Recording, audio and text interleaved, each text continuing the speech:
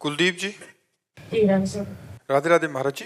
महाराज जी, मैं अपने परिवार और बच्चों की जिम्मेदारियों के कारण, काम के कारण एक नियमित समय पर सुबह बैठकर प्रार्थना और भक्ति करने में असमर्थ रहती हूँ। अक्सर मैं नहीं, घर के ऐसा कामों हमने कभी किसी को आदेश नहीं किया कि आप एक नियमित समय में भजन कीजिए। ये विरक्त साधक के लिए है। गृहस्थ साधक के लिए तो हमने यही कहा है कि आप सुबह उठे हो, आपका पति ऑफिस जा रहा है तो आप रसोई तैयार करो, अपने पति में भगवान का भाव करो और उसको भोजन पाओ, क्योंकि वो बेचारा 8-10 घंटे के लिए बाहर जा रहा है। अब आप अपनी पूजा विस्तार करके बैठ जाओ, उसका टिफिन नहीं तैयार, उसका भोजन नहीं तैयार, बच्चों के लिए स्कूल जाना है वो तैयार नहीं। तो गृहस्थी में ऐसी बात नहीं। गृहस्थी में रसोई बना रहे, राधा राधा राधा, झाड़ू लगा रहे, राधा राधा राधा, जो काम कर रहे हैं भगवान का नाम लेते हुए करो और पहले अपने परिवार की सेवा करो। गृहस्थी में सबसे बड़ी पूजा है अपने परिवार की सेवा करना। मूर्ति विराजमान करके पूजा कर रहे हैं और साक्षात जो भोग लगाने के लिए हो उनको हम ऐसे परेशान करें? नहीं। पति कह रहा पानी लाओ, बोले शंकर जी में चढ़ाया हुए, पहले पति रूप शंकर जी का त्याग करे तो वहां शंकर जी कोई जल थोड़ी लेने वाले। ऐसे ही भाव से अपने परिवार की पूजा करो।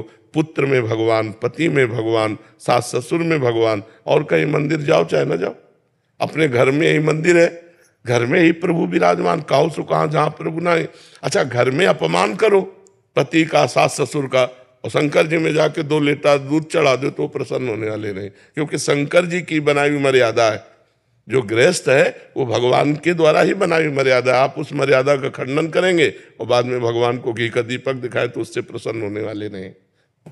महाराज जी, जैसा आप कहते हैं कि भजन प्रारब्ध में नहीं होता है, तो महाराज जी फिर उस हिसाब से तो संत जनों की कुंडली खाली होती है। महाराज जी, संत जनों के तो जीवन ही भजन होता है, उनकी कुंडली खाली होती है। महाराज जी, तो उनका भजन थोड़ी लिखा था कि जन्म लेकर भजन करेगा।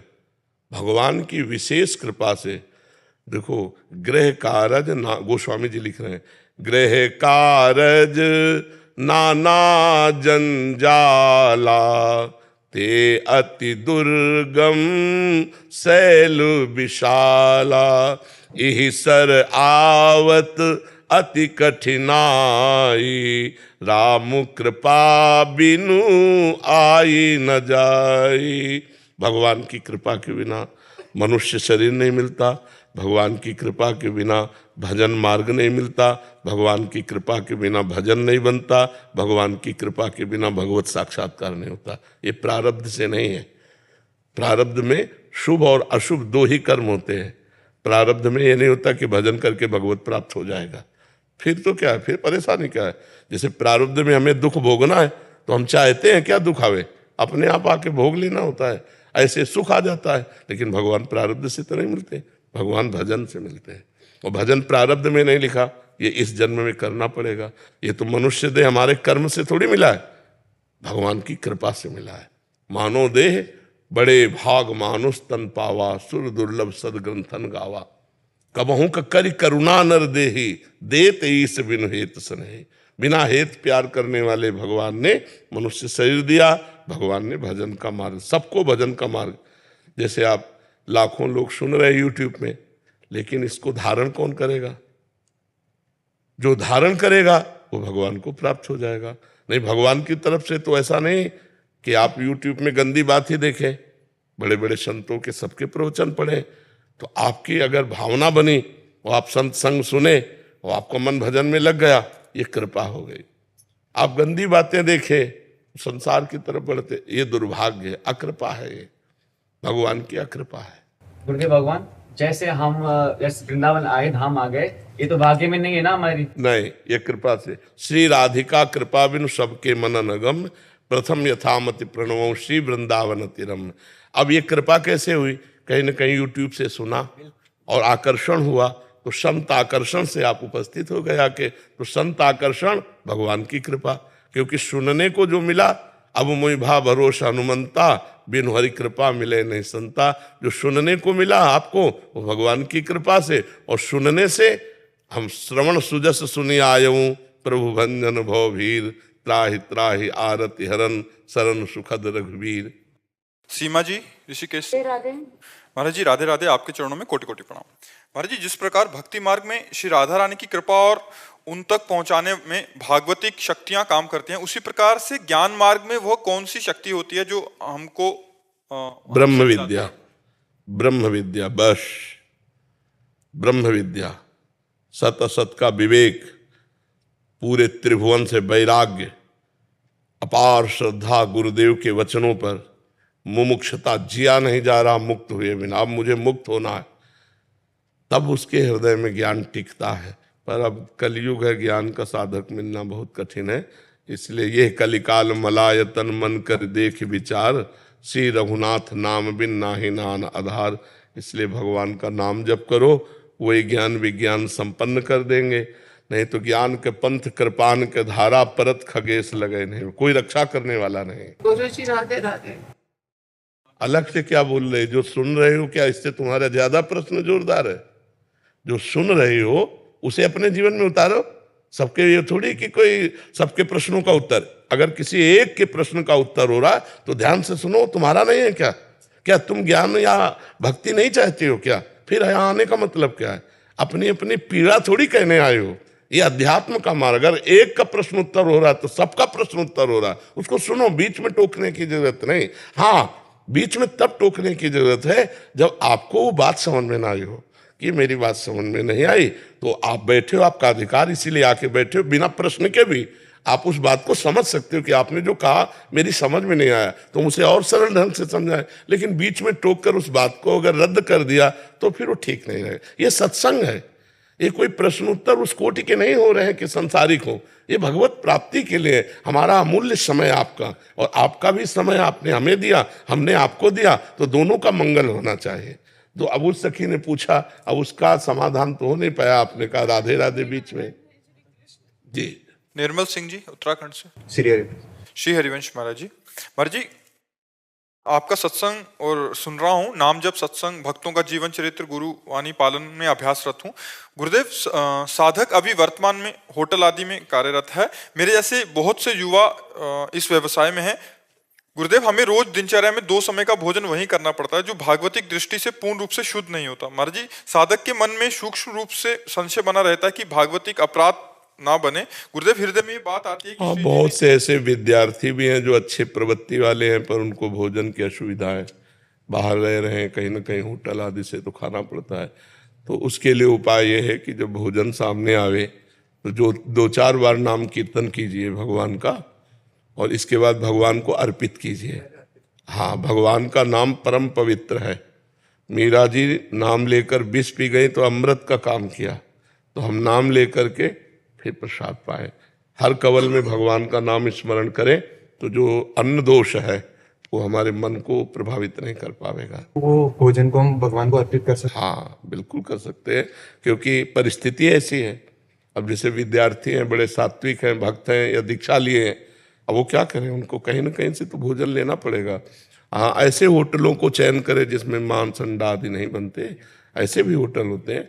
तो चलो, बनाने वाले की पवित्रता पर हम ध्यान नहीं देते, जो अग्नि में पक करके आ गया उसको भगवान को अर्पित करके भगवान का नाम लेते हुए पा लेते हैं। और हमारा जो नाम चिंतन करते हुए प्रसाद पाना जाना है वो हमारे मन को पवित्र करेगा। अच्छा, बहुत सुंदर पवित्र विचार के द्वारा भोजन बना है, लेकिन आप भोजन पाते समय गंदे विचार कर रहे हैं तो गंदा प्रभाव डाल देगा। और थोड़ा विचार अपवित्र रहे हैं और आप पाते समय पवित्र कर रहे हैं तो फिर आपके अंदर पवित्र विचार, पाने वाले का भी विचार है ना। मान लो क्रोध का चिंतन कर रहा है, काम का चिंतन कर रहा है, लोभ का चिंतन, तो सात्विक भोजन भी दूषित हो गया।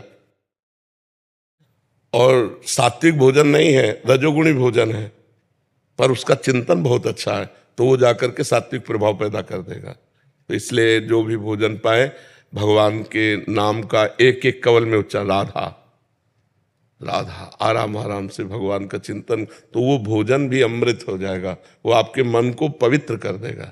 समझ रहे ना जी? रोहित जी।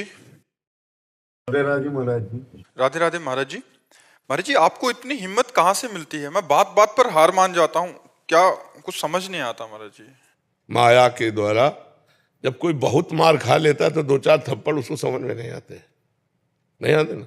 बहुत बचपन से माया की मार, कहीं प्यार नहीं, कहीं दुलार नहीं, कहीं भोजन नहीं, कहीं कोई व्यवस्था नहीं, हर समय कठोरतापूर्वक अपने आप से लड़ना ही लड़ना केवल। तो आज वो अभ्यास बन गया है। जैसे हमारे एक चाटा मारो यहाँ तो लग जाएगा, और पहलवान के मारो तो उसको कुछ फर्क नहीं पड़े, क्योंकि हजारों चाटे वहीं पा चुका है। वो कुश्ती सीखते समय हजारों चाटे यही पाया है, तो उसका अभ्यास बन गया है। तो हमारा अभ्यास बन गया दुख सहने का, हमारा अभ्यास बन गया दुख को सुख मानकर गले लगाने का। हर विपत्ति, हर प्रतिकूलता, हर दुख को अपना यार मानकर उसे सह जाना। महाराज जी लगता है कोई साथ नहीं देते, किसके साथ रहे, कौन साथ देगा, कौन किसके साथ रहे। तो कोई नहीं, भगवान का साथ बनो। संसार का कोई साथी होता है क्या? पास बैठे हो तो भी साथी नहीं। हमारे यहाँ पीड़ा शुरू हो जाए तो ये क्या कर लेंगे? यहाँ की पीड़ा को तो हरि ही जानते हैं ना, वो यहीं विराजमान हृदय में, तो वो अपना आनंद देने लगेंगे। पीड़ा एक तरफ है, आनंद एक तरफ है, तो हम आनंद वाले हैं तो भगवान के आनंद में डूब गए, तो पीड़ा अपने आप कट गई। पीड़ा का समय निकल गया, और जैसे बेहोश का इंजेक्शन लगा दो, फिर चीरा लगाओ तो दर्द नहीं होगा ना। ऐसे ही आनंद स्वरूप भगवान में जब चित्त है तो ये सब प्रपंच के दुख झेलते हुए आराम से पार हो जाते हैं। इसलिए कहते हैं अध्यात्म के बिना जीवन मृत जीवन, अध्यात्म के बिना मृत जीवन, मरा जीवन है।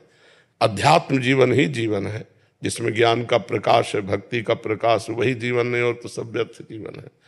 बड़े भाग्यशाली हैं जिनको अध्यात्म में रुचि है, मनुष्य शरीर होकर जो भगवान के भजन में रुचि कर रहे हैं, बड़े भाग्यशाली हैं।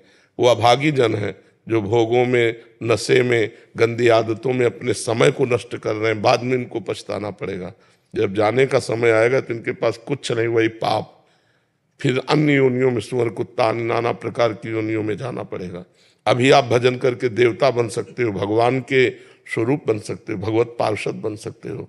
गीध देह तज धरि हरि रूपा, भजन के बल से अपने इस देह का त्याग करके हरि पार्षद बन सकते हो। तो ऐसे आचरण करो कि अगर भगवान न मिले तो कम से कम फिर हमें मनुष्य जन्म मिले, हम अच्छे आचरण वाले राष्ट्र भक्त, भगवत भक्त जीवन व्यतीत करें। कोई यहाँ मित्र नहीं है, कोई यहाँ साथी, सब अपने स्वार्थ का मित्र है। एक स्वार्थ रहित अगर कोई प्रेम करने वाला है तो भगवान है, भगवान के प्रेमी जन है, दूसरा कोई नहीं। जग में उपकार करने वाले स्वार्थ रहित दो ही हैं, भगवान और भगवान के भक्त। स्वार्थ रहित जग जुग उपकारी, तुम तुम्हारे सेवक असुरारी। जी इसी में एक प्रश्न है, अगर ये मन जैसे हमारा इतना गंदा है तो इसको फिर भगवान जो हमें सजा देंगे इस चीज की? अगर मन, भगवान तो देख रहे हैं हमारा मन ऐसा है अंदर से, तो फिर भगवान सजा नहीं देंगे, आप जो कर्म करें उसका फल देंगे। आप गंदा कर्म करोगे तो गंदा फल देंगे। जो गंदा होता है मन में, मानसिक पाप, उसका नहीं, उसका कोई फल नहीं। उसका कोई कलिकर एक पुनीत प्रतापा, मानस पुण्य होए और नहीं पापा। अगर मानसिक हमारी गंदा चिंतन हो रहा है तो उसका कोई फल नहीं है कि आपको दंड मिलेगा, नहीं यहाँ ना वहां। लेकिन बात यह है कि चिंतन करते करते क्रिया कर बैठेंगे, केवल चिंतने में नहीं रुकेंगे। जी मन अंदर से कुछ भी सोच लेता है, जो नहीं सोचना है उसकी तरफ ही सोचता है। हाँ, इसीलिए तो हमें नाम जप करना है। हमें डर लगता है कि अब इसका, सुनो, इसीलिए हमें नाम जप करना है कि उसकी सोच में नाम डाल देना। अब वो जैसे सोच रहा है गंदा, अब उसे सोचने मत दो, राधा राधा राधा, और वो बार बार कहेगा चुप रहो। हम जो आपको प्लानिंग बता रहे हैं, जो हम आपके सामने मनोरथ रख रहे हैं, उसको आप समझिए, आपको नहीं समझना है। बेईमान तू गंदी गंदी बातें करे, राधा राधा राधा, वो धीरे धीरे धीरे धीरे अपना प्रयास कम करता जाएगा और वो आपके अधीन होता जाएगा। इसीलिए कहते हैं नाम जप करो। खाली मन शैतान का घर है, खाली छोड़ोगे पाप करेगा। कहे हनुमंत विपत्ति प्रभु सोई, जब तो सुमिरन भजन न होई। अगर भगवान का भजन सुमिरन नहीं हो रहा तो मन विपत्ति में फंसा देगा। कोई न कोई संकल्प, कोई न कोई विकल्प करके हमको भोगों की तरफ आकर्षित करेगा। तो जिस समय मन गंदी गंदी बातें पेश कर रहा हो, उस समय में नाम जप में लग जाना चाहिए। और नाम जप के समय जब ये गंदी गंदी बातें करेगा तो नाम दो काम करेगा, उसकी गंदी बातों को डिलीट कर देगा और उसकी गंदी आदत को, प्रवृत्ति को, जो पाप प्रवृत्ति है उसको कम करता जाएगा। जितना नाम जप करते जाओगे तो पाप का नाश और पाप प्रवृत्ति का नाश, जहां से पाप उठते हैं, फिर मन निर्मल हो जाएगा। और नाम जप करते करते जब मन निर्मल हो जाएगा तो भगवान का दर्शन हो जाएगा। निर्मल जन मन सो मोहि पावा, वो भगवान को। गुरदीप सिंह जी ऑस्ट्रेलिया से। राधे राधे। राधे राधे महाराज जी। महाराज जी, मैं एक सिख परिवार से ताल्लुक रखता हूँ और बचपन में ही आध्यात्मिक मार्ग पर चलने का स्वभाव था। विदेश आने के बाद मार्ग से भटक गया और जीवन में गलतियां कर बैठा। 3 साल पहले मैं गहरे डिप्रेशन में गुजर रहा था, तो आपके प्रवचन सुनने का सौभाग्य हुआ। आपकी वाणी ने मेरे हृदय को गहराई से छुआ और मैंने ध्यान, नाम जप और गुरुवाणी का पाठ शुरू कर दिया। महाराज जी, भगवान की कृपा से 1 महीने के भीतर मुझे अमृत पान का सौभाग्य भी प्राप्त हुआ। सत्संग सुनने के दौरान महाराज जी मैंने जाना कि 5 चोर काम, क्रोध, लोभ, मोह और अहंकार हमारे भीतर लूट रहे हैं हमें। महाराज जी, ये विकार बहुत शक्तिशाली प्रतीत होते हैं और मैं प्रतिदिन किसी ना किसी एक भगवान भाव से में बढ़कर नहीं है। किसका प्रश्न है? भगवान से बढ़कर के नहीं है। भगवान से बढ़कर है भगवान का नाम, भगवान से बढ़कर के भगवान का प्रेम, क्योंकि भगवान नामाधीन है और भगवान प्रेमाधीन है। यदि हम भगवान का नाम जप करें और भगवान से प्रार्थना करें तो काम आदि दोष जितने हैं ये सब मन पर प्रभाव डालते हैं। मैं मन नहीं हूँ, बात समझना है। मैं मन को जानने वाला हूँ, मैं मन नहीं। जैसे मन अशांत है तो ये आपने जाना ना, तो जानने में आने वाला और जानने वाला दोनों अलग अलग हो गए। मन जानने में आने वाला है और मन को जो जानने वाला है वो आप है, आप मन नहीं है। मन में ही काम क्रोध आदि का आवेश होता है। मन ही जब निश्चय करता है तो बुद्धि हो जाता है, चिंतन करता है तो चित्त हो जाता है, क्रिया स्वीकार करता है तो अहंकार हो जाता है। इसलिए एक मन को ही अंतःकरण चतुष्टय कहा गया। तो हमारे मन में ही जो स्वीकृति है वो हम संभाल नहीं पाते, मन की जगह हम अपने में मान लेते हैं। अब दूर करना बड़ा कठिन पड़ जाएगा। अगर मन में आ गया तो हम उसे नहीं भोगेंगे।